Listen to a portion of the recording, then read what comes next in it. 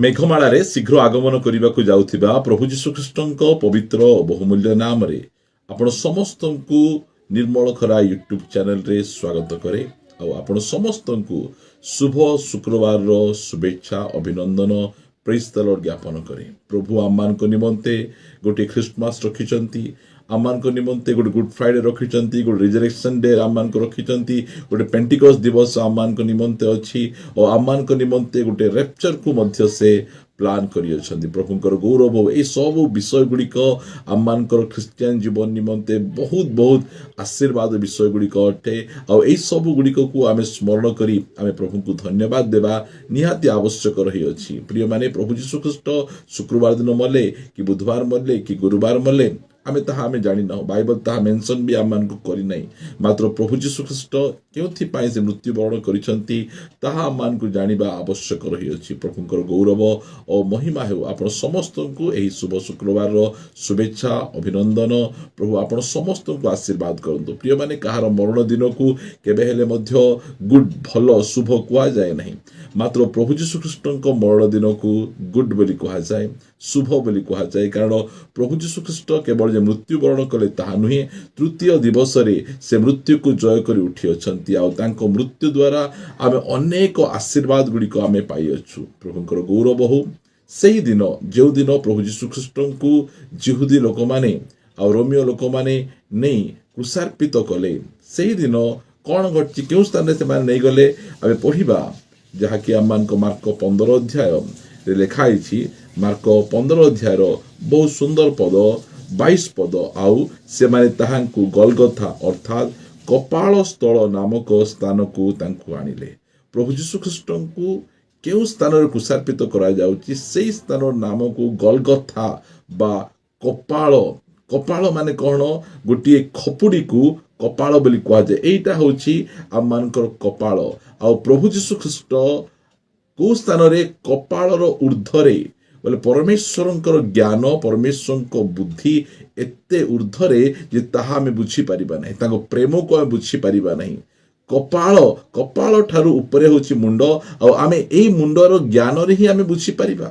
ଆଉ ସେଇ ସ୍ଥାନରେ ପ୍ରଭୁ ଯୀଶୁଖ୍ରୀଷ୍ଟଙ୍କୁ କ୍ରୁଶରେ ଚଢ଼ାଯାଉଛି ବୋଲି କହିଲେ ମନୁଷ୍ୟର ଜ୍ଞାନ ବୁଦ୍ଧି, ମନୁଷ୍ୟର ଚିନ୍ତା ଭାବନା ବାହାରେ ପରମେଶ୍ୱର ମାନବ ଜାତିକୁ ପ୍ରେମ କରିଅଛନ୍ତି, ଆମକୁ ପ୍ରେମ କରିଅଛନ୍ତି। ପରମେଶ୍ୱରଙ୍କ ପ୍ରେମ ଆମମାନଙ୍କର ଜ୍ଞାନ ବୁଦ୍ଧି ଠାରୁ ବାହାରେ। ସେ ପ୍ରକାର ଆଗାପେ ପ୍ରେମ ସେ ଆମମାନଙ୍କୁ କରିଅଛନ୍ତି। ଗଲଗଥା ସ୍ଥାନରେ ତାହାଙ୍କୁ ନିଆଗଲା। ଲେଖାଯାଏ ଯେ ଯେଉଁ ସ୍ଥାନରେ ତାଙ୍କୁ ନିଆଗଲା ସେଇ ସ୍ଥାନରେ ଏଇ ଯେଉଁ 27 ପଦ 15 ଅଧ୍ୟାୟ 27 ପଦରେ ପୁଣି ତାହାଙ୍କ ଦକ୍ଷିଣ ପାର୍ଶ୍ୱରେ ଜଣେ ଓ ବାମ ପାର୍ଶ୍ୱରେ ଜଣେ, ଏହିପରି 2 ଜଣ ଡକାୟତକୁ ସେମାନେ ତାହାଙ୍କ ସହିତ କ୍ରୁଶରେ ଚଢ଼େଇଲେ। ପ୍ରଭୁ ଯୀଶୁଖ୍ରୀଷ୍ଟ ଯେଉଁ ସମୟରେ କ୍ରୁଶରେ ଚଢ଼ିଛନ୍ତି, ଗୋଟିଏ କ୍ରୁଶ ନଥିଲା, 3ଟି କ୍ରୁଶ। ସେ ଗଲଗଥା କାଲବରୀ ବା ସେ କପାଳ ନାମକ ସ୍ଥାନରେ 3ଟି କ୍ରୁଶ ରହିଛି ଆଉ 3ଟି କ୍ରୁଶର ଗଭୀର ରହସ୍ୟ ମଧ୍ୟ ରହିଅଛି। ଯେଉଁ ସମୟରେ ଆମେ ସେଇ ସ୍ଥାନକୁ ଆମେ ଦେଖିବା, ସେଇ ସ୍ଥାନରେ ଗୋଟିଏ କ୍ରୁଶ ନାହିଁ, 2ଟି କ୍ରୁଶ ନାହିଁ, 3ଟି କ୍ରୁଶ। କାହିଁକି 3ଟି କ୍ରୁଶ? କାହିଁକି 3 ଜଣ ସେଇ ସ୍ଥାନରେ ମରୁଛନ୍ତି? ଯେଉଁମାନେ ମରୁଛନ୍ତି ସେମାନେ ହେଉଛନ୍ତି ଡକାୟତ ମାନେ, ସେମାନେ ଦୁଷ୍କର୍ମକାରୀ। ଏହା ବାଇବଲ ଆମମାନଙ୍କୁ ପ୍ରକାଶ କରେ। ସେଥିପାଇଁ ଲେଖାଯାଏ 28 ପଦ ମାର୍କ 15:28ରେ, ସେଥିରେ ଧର୍ମଶାସ୍ତ୍ରର ଏହି ବାକ୍ୟ ସଫଳ ହେଲା, ସେ ଅଧାର୍ମିକ ମାନଙ୍କ ସହିତ ଗଣିତ ହେଲେ। ପ୍ରଭୁ ଯୀଶୁଖ୍ରୀଷ୍ଟଙ୍କ ସହିତ ଆହୁରି 2ଟା ଚୋର ସେମାନେ ମଧ୍ୟ କ୍ରୁଶରେ ଚଢ଼ୁଅଛନ୍ତି।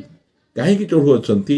ଏଥିପାଇଁ ଯେ ପରମେଶ୍ୱର ସେ ଭାବବାଣୀ କହିଥିଲେ ଯେ ସେ ଅଧାର୍ମିକ ମାନଙ୍କ ସହିତ ଗଣିତ ହେବେ, ସେ ତାଙ୍କ ସହିତ ସେ କ୍ରୁଶରେ ଚଢ଼ାଯିବେ। ଏଇଟା ଜିହୁଦୀ ମାନଙ୍କର ପ୍ଲାନ୍ ନାହିଁ, ଏଇଟା ରୋମିଓ ମାନଙ୍କର ପ୍ଲାନ୍ ନାହିଁ, ଏଇଟା ପରମେଶ୍ୱରଙ୍କର ପ୍ଲାନ୍। ପ୍ରିୟମାନେ, ସେଇ ସ୍ଥାନରେ କାହାର ବୁଦ୍ଧି କାମ କରୁନାହିଁ। ଯେତେବେଳେ ଆମେ କପାଳ କହିବା, ଗୋଟେ ଖପୁଡ଼ି କହିବା, ସେ ଭିତରେ କୌଣସି ବ୍ରେନ୍ ନଥାଏ, ତାହା ଗୋଟେ କଙ୍କାଳ ଭାବରେ ପଡ଼ିଥାଏ। ସେଇ ସ୍ଥାନରେ କାହାର ବ୍ରେନ୍ କାମ କରୁନାହିଁ। କେବଳ ପରମେଶ୍ୱରଙ୍କର ବୁଦ୍ଧି ପରମେଶ୍ୱରଙ୍କ ଜ୍ଞାନ ସେଇ ସ୍ଥାନରେ କାମ କରୁଅଛି। ସବୁ ବିଷୟ ଗୁଡ଼ିକ ପରମେଶ୍ୱର କରୁଛନ୍ତି ଆଉ ସମସ୍ତେ ସେ ସବୁ ଦେଖୁଛନ୍ତି। କାହାର ବୁଦ୍ଧି ଜ୍ଞାନ ସେ ସ୍ଥାନରେ କାମ କରୁନାହିଁ, କାରଣ ପରମେଶ୍ୱରଙ୍କ ଜ୍ଞାନ ବୁଦ୍ଧି ସେଇ ପ୍ରକାର ଅପାର ଅଟେ। ପ୍ରିୟମାନେ, ତିନୋଟି କ୍ରୁଶର ରହସ୍ୟକୁ ମଧ୍ୟ ଆମେ ଜାଣିବା କଥା। ସେଇ ସ୍ଥାନରେ ସେଇଦିନ ଲିଟରାଲି 3ଟା କ୍ରୁଶ ଥିଲା, ଆଉ ସେ 3ଟା କ୍ରୁଶ କ'ଣ ତାହା ମଧ୍ୟ ଆମେ ଆଜି ଦେଖିବାର ଆବଶ୍ୟକ ରହିଛି। ଗୋଟେ ପଦ ପଢ଼ିବା, ରୋମିଓ ପୁସ୍ତକ ଏହାର 6 ଅଧ୍ୟାୟର 6 ପଦରେ ଲେଖାଗଲା, ଯେପରି ଆମ୍ଭେମାନେ ଆଉ ପାପର ଦାସତ୍ୱରେ ନ ରହୁ, ଏଥିପାଇଁ ପାପର ଶରୀର ବିନଷ୍ଟ ହେବା ନିମନ୍ତେ ଆମ୍ଭମାନଙ୍କର ପୁରାତନ ସ୍ୱଭାବ ଯେ ତାହାଙ୍କ ସହିତ କ୍ରୁଶରେ ହତ ହୋଇଅଛି। ପ୍ରଭୁଙ୍କର ସ୍ତୁତି ହେଉ, ପ୍ରଭୁଙ୍କର ମହିମା ହେଉ। ଗୋଟିଏ ଯୋଉ କ୍ରୁଶ ଥିଲା, ସେହି କ୍ରୁଶ କ'ଣ? ଆମର ପୁରାତନ ସ୍ୱଭାବ, ଆଦମଙ୍କର ସ୍ୱଭାବ, ପାପ କରିବାର ସ୍ୱଭାବ, ନିଜ ଇଚ୍ଛା ଅନୁସାରେ ବଞ୍ଚିବାର ଯୋଉ ସ୍ୱଭାବଟା ଥିଲା, ତାହା ସେଇ ସ୍ଥାନରେ କ୍ରୁଶରେ ହତ ହୋଇଅଛି।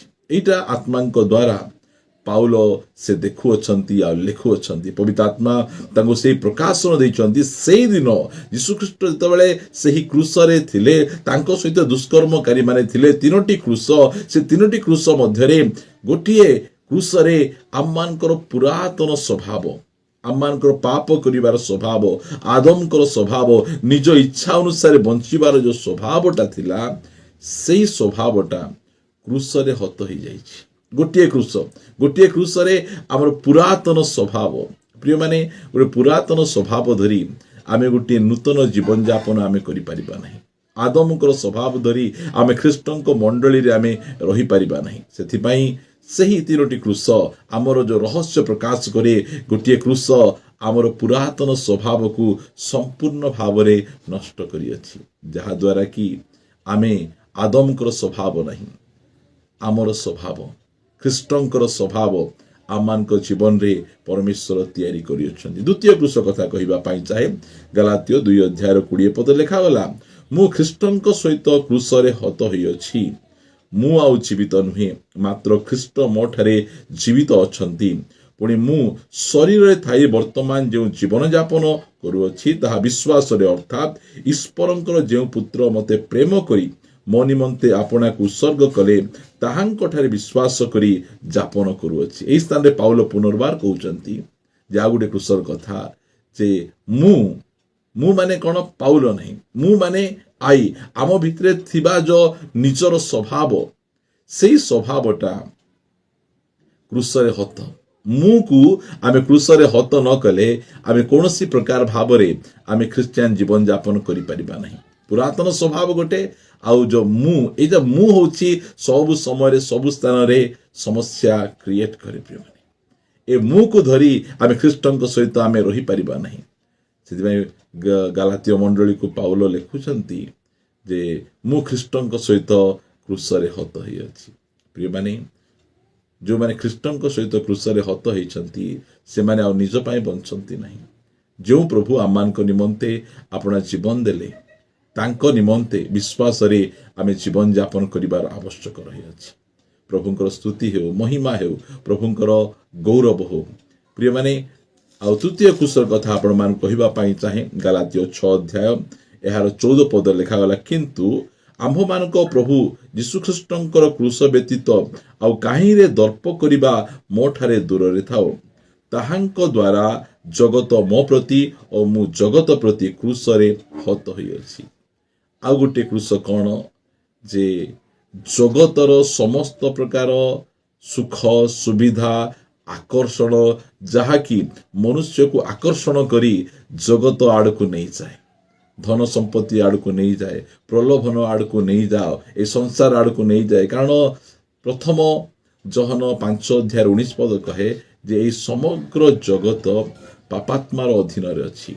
ଫିଲ୍ମ ଇଣ୍ଡଷ୍ଟ୍ରି ପାପାତ୍ମାର ଅଧୀନରେ ଅଛି, ଖେଳ ଇଣ୍ଡଷ୍ଟ୍ରି ପାପାତ୍ମାର ଅଧୀନରେ ଅଛି। ଏସବୁ ବିଭିନ୍ନ ଯାକ ବିଷୟ ଗୁଡ଼ିକ ସେ କ'ଣ କରୁଛି? ଆମକୁ ନିଜ ଆଡ଼କୁ ଆକର୍ଷଣ କରି ଆମକୁ ପ୍ରଭୁଙ୍କ ଠାରୁ ଦୂରକୁ କରୁଅଛି। ସେଥିପାଇଁ ପାଉଲ କହୁଛନ୍ତି ଯେ ମୁଁ ଯେ ଜଗତ ପ୍ରତି ମୃତ, ଆଉ ଜଗତ ମଧ୍ୟ ମୋ ପ୍ରତି ମୃତ। ଆମେ ଜଗତର ସେ ସ୍ୱଭାବ ଗୁଡ଼ିକକୁ आमे क्रूसरे आमे चढ़ाई देइछु। गोटे परित्राण प्राप्त विश्वासी से जगतर जो फ्लो तार धारा तार रीतिनीति तार परंपरा रे बंचे नहीं।